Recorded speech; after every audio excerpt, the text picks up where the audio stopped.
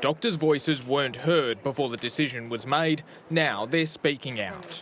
This is quite possibly the worst decision that has been made in the history of Department of Health. We are worried that this will lead to increase in preventable death and disability for both women and babies. After more than 100 years in Subiaco, WA's Women's and Babies Hospital needs a new home.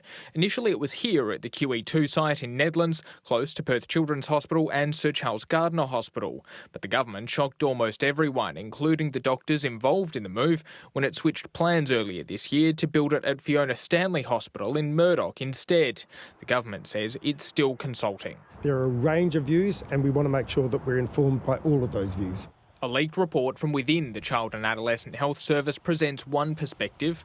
Over 40 pages, it explains why the plan isn't sound and calls for what some doctors say is the best practice of tri-location, placing women's and babies, paediatric and adult hospitals on the same site. Anything else, they say, will place critically unwell neonates at increased risk of mortality and morbidity. It is clear that this is not some minority view. This is the view of the majority of clinicians working in this area. If patient safety is the priority, how can this government ignore the advice of the top clinicians? I appreciate and accept the concerns raised by this group of clinicians, and we're taking them seriously.